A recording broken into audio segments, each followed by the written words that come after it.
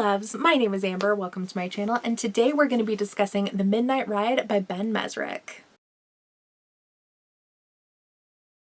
Before we get too far into this review, I did want to note that while this video is not monetarily sponsored in any way, I did receive my copy of the book from the organization Novel Suspects in order to review. I also wanted to note that the particular copy that I got to read is an advanced reader's copy, so there are liable to be some slight changes between this version and the final official publicized version. That shouldn't affect this review in any way, but just making note in case it does. I also wanted to mention a brief trigger warning in case it may be potentially upsetting or bothersome to any readers. This book does feature some slight murder and corpses. Nothing super graphic or anyway, but just in case like dead bodies wig you out. Now, this book follows multiple different perspectives, but primarily that of Haley, Nick, and Adrian. So we have Haley. Haley, she's an MIT student, like math whiz, so she's counting cards to help pay her tuition. She gets caught, so she has to like run away because that's what happens at casinos, you know. And she finds like an unlocked hotel room that she kind of dives into, finds a dead body, and then is very quickly joined by Nick, who just got out of prison and received a job in like illegal art dealing type stuff from somebody that he met in prison. And they end up kind of teaming up and sticking together because one, I mean, at first they're like trying to leave because they don't want to get caught and like involved with this dead body that they were not the ones to kill. So they kind of take off and then end up sticking together because Nick tries to do like the next plot in his plan of like, he does the next step in this kind of illegal art dealing scheme that he's all caught up in, and Haley joins because she's like, hey, I can help you, blah, blah, blah. They pair together. And then we have Adrian, who is a professor of American history. He's like the forefront person, like expert in the history of Paul Revere and like stuff from the American Revolution. Overall, as a backdrop of this, we have the real-life Gardner Museum heist. If you are not familiar with this heist, I definitely recommend, like there's a whole BuzzFeed Unsolved episode that you can check out that goes into the details, but like TLDR, there was a museum heist, a couple of people dressed up as security guards and broke in, fooled the actual security guards on, or like they dressed up as cops and like fooled the security guards who were working at the museum and managed to steal a shit ton of stuff from the museum. Most famously like several Rembrandts, a ton of paintings.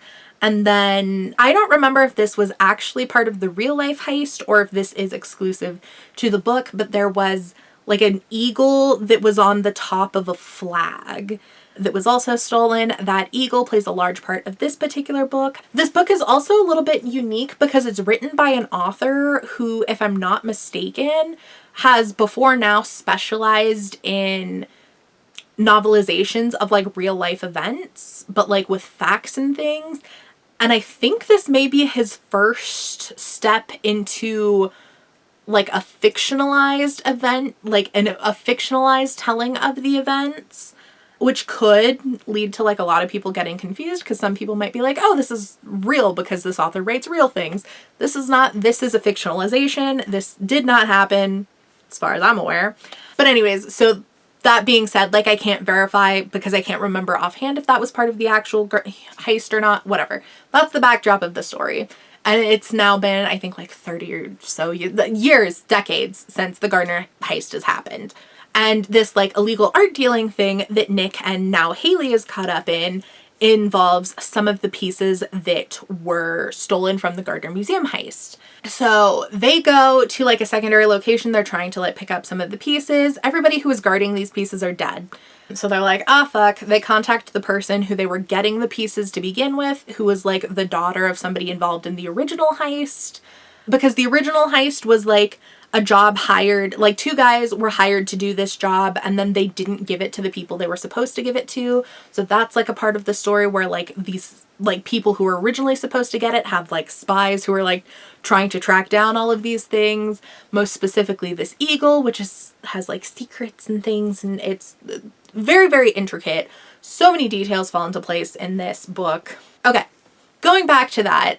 So we have Adrian, who's like the expert in Paul Revere shit. We have Haley and Nick, who discover, they end up with this eagle thing, and Hayley recognizes some of the symbols on the eagle, so they go, and it has to do with like alchemy, and then they discover different things, and it has to do with like the Revolutionary War and Paul Revere and all this stuff. So they're trying to solve this mystery while they have simultaneously the FBI and local like police departments are chasing after them, trying to get them because they think they're involved with like this dead body that was found in the casino. And then we also have like a spy who has been sent by the people who were supposed to receive the stolen items from the original Gardner Museum heist, who are like going after the FBI and Hayley and Nick, trying to recover these items and kill them to like lose all loose ends. And then we have like Adrian, this professor who received a copy of another professor's work. Like this other professor had discovered secrets about like Paul Revere shit and was going to publicize his findings. He was killed off by the spy who is now chasing like Hayley and Nick. And she thought that that tied that loose end off, but he had actually sent a copy of it to this other professor, Adrian. So Adrian has now had this knowledge and he's like, bullshit, but like, let's check it out because now I'm curious. So now he is checking into things and trying to find it and ends up meeting up with Hayley and Nick. And they kind of partner together. Like he's kind of like, like you're criminals, I'm not going to help you, but also like I want to know what's going on. So they kind of pair together and they do this thing, and it's this whole like high stakes chase where these three are trying to like solve this mystery, and then they have all these different organizations who are like after them, and it's a thing. So, you know, a lot of different elements. I did really like actually the amount of elements that all were involved in the book and seemingly seemed unrelated, and then as we get further and further through the book, like they intricately connect to each other and everything's interconnected, everything's relevant. It was actually very, very artfully written in that way that, you know, so many things became intricate and interconnected to each other. Honestly, the vibe was definitely very like National Treasure-esque. I haven't seen the first National Treasure. I have seen the second one, Book of Secrets. So that's kind of what it feels like. Don't ask me why I've only seen the sequel. I don't know. I was a child. It was actually one of my comfort movies as a child, ironically.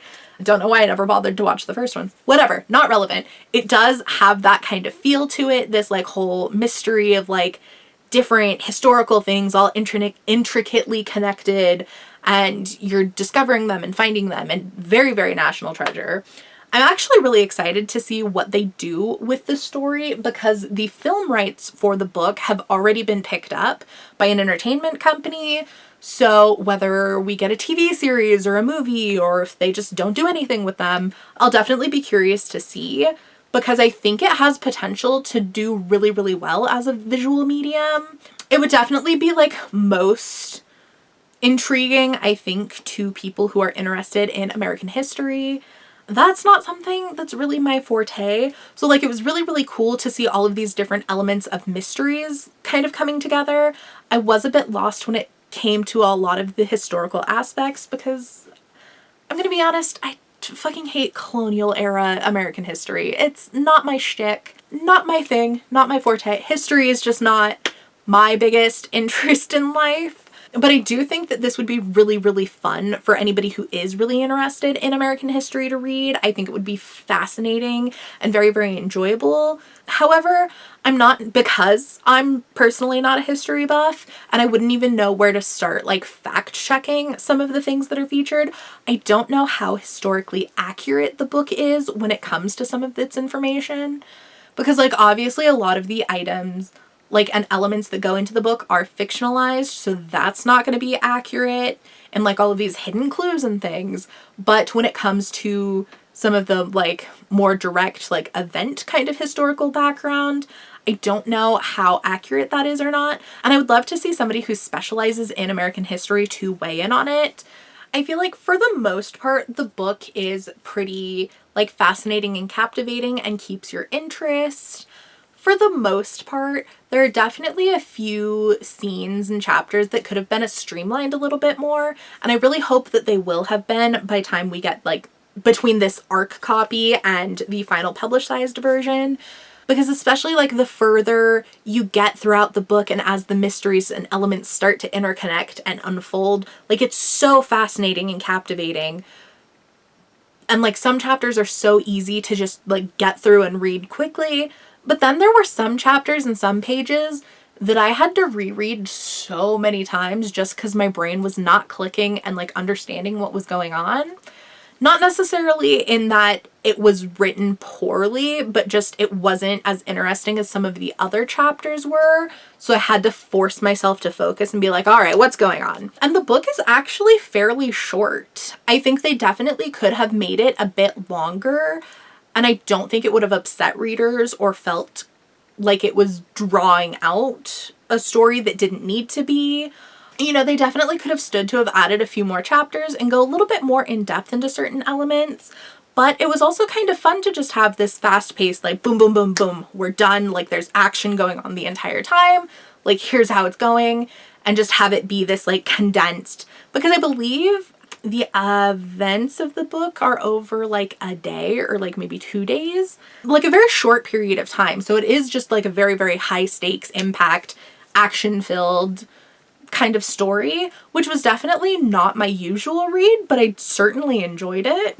And I think, again, it would do really, really well as a movie because it takes place in such a short amount of time. Like it would be great as a film. So I'm definitely very, very curious to see if they actually produce one or not, knowing that the film rights have already been attained. You know, so overall, I think it was definitely an enjoyable read. I don't necessarily know if it's one that like any average person would be super into. I do definitely think that it would be really fascinating for people who enjoy puzzles and mysteries and elements interconnecting in multiple different aspects, or for people who are very, very interested in American history, particularly like the Revolutionary War era of American history. I think it would be absolutely fascinating for anybody to read. However, the ending, I'll be honest, I'm fucking furious at the ending. Simply because like I can't tell if this is a one-off book that they just decided to be like, fuck you, and not give us hardly any wrap up and conclusion. Like we got some things kind of wrapped up, but for the most part, we're left with more questions than answers. And like more of those questions ended like that last chapter. Like we were given more questions, not like not everything was answered. It was like some things were answered, but here's a whole new load of shit that you're not gonna like know what to do with. But I can't tell if this is just a one-off and it was like, haha, get fucked, or if it's the start of a series and if we'll be seeing more installments in the series later. I kind of don't think it's gonna be a series because it just, like, it doesn't feel like it's something that would do well as an entire series. Maybe just like a duology or a trilogy, maybe. But even so, I feel like it would have been better as a one-off. But I haven't gotten any official confirmation on whether it is a one-off or the start of a series, so we'll have to see how that goes. If it is a one-off, you may be very disappointed by how they end things and wrap things up. Or if you're somebody who likes open ends, it may be fun for you. I'm definitely somebody who enjoys slight open ends and like twist endings, but this was just a little bit too open for my particular taste. But if it is the start of a series, I don't know how invested I am to like continue the series, you know? Like I'd definitely be curious to see what happens, and I think I would continue the series if it were just gonna be like a duology, maybe a trilogy, but I don't want to start like an entire very long running series for this particular storyline because I just don't think there's gonna be enough there. So if we do get sequels, how many sequels we get is going to determine whether or not I continue the series. I'm invested and I'm curious, but it's not going to be something that I like lose sleep thinking about, you know? But anyways, thank you guys so much for watching. I had a blast hanging out with y'all. Peace.